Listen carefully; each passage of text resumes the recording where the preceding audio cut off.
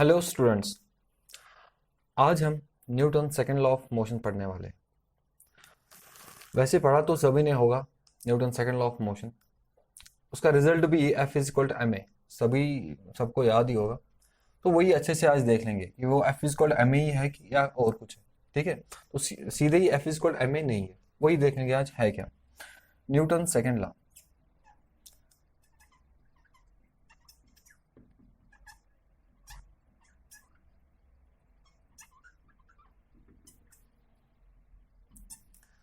अगर हम Newton second law का स्टेटमेंट देख लें, ठीक है, इसका स्टेटमेंट क्या है?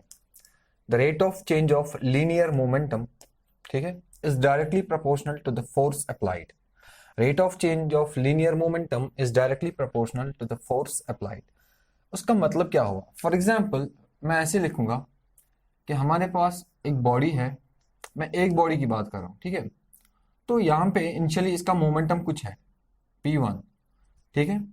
आफ्टर सम टाइम इसका मोमेंटम हो गया, for example it's a moving body, moving with velocity v1।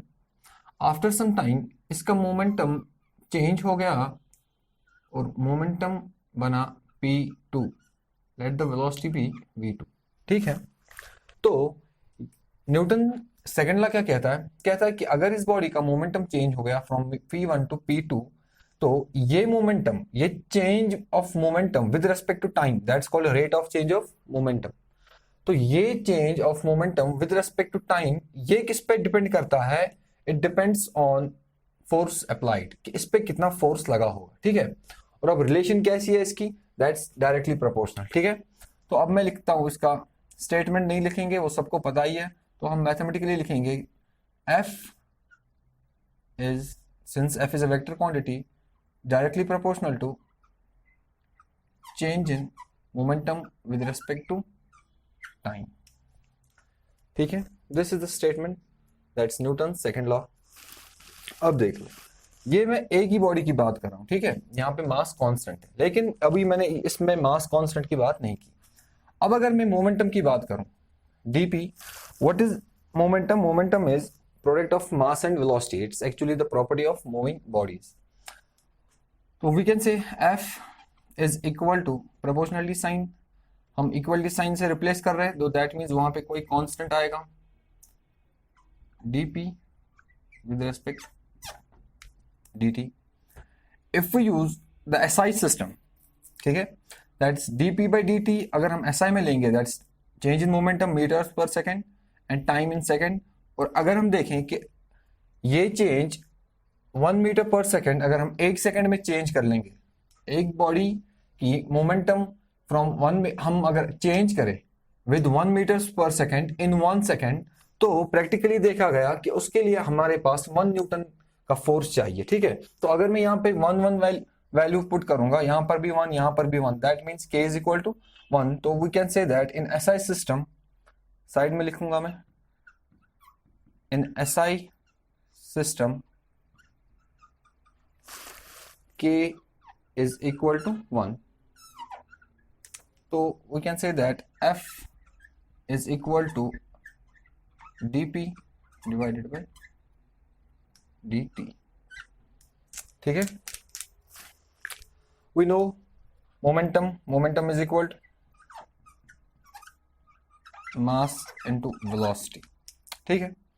तो replace this p with mv, so it will be like this, F is equal to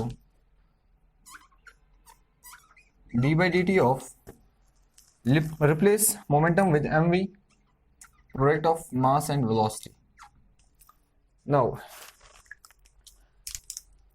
this is rate of change of mv with respect to, sorry, that's rate means with respect to time. So here there are two quantities, m and v. If the mass of body is constant, then we can take mass here, so we can say that m into dv by dt, that's a, that's F is equal to ma. That's the result if m is constant, that means mass of body is constant. But if m is not constant, अब आप बोलोगे कि m constant नहीं, ये कैसे sir? For example अगर हम किसी स्पेस स्टेशन की बात करें, ठीक है, तो अगर वो हम भेज रहे अर्थ से आउटर स्पेस में, तो उसमें बहुत सारा फ्यूल होता है, ठीक है।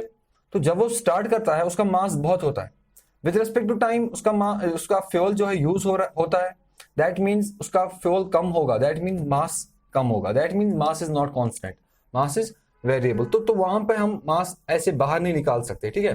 तो अगर मास कांस्टेंट नहीं है तो दैट मीन्स मास भी वेरिएबल है और वेलोसिटी भी वेरिएबल ही है, ठीक है, क्योंकि ऑब्जेक्ट ऊपर जा रहा है, अब वेलोसिटी इसकी वेरिएबल हो सकती है।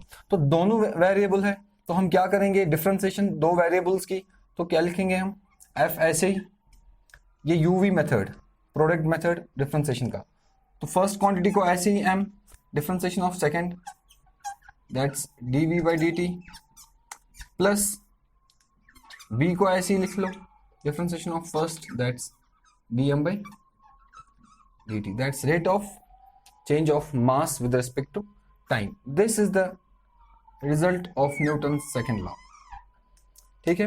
फिर हम यहां पे दो केसेस लेते हैं। Case first, when mass is constant, अगर बॉडी का मास कांस्टेंट है तो अब देख लो बनेगा क्या, F is equal to m को ऐसे ही constant dv by dt that's acceleration, plus v ऐसे ही dm by dt, if m is constant then rate of change of mass is zero, क्योंकि मास चेंज ही नहीं हो रहा, मास कांस्टेंट है, दैट इज इनटू जीरो। तो F is equal to simply ma।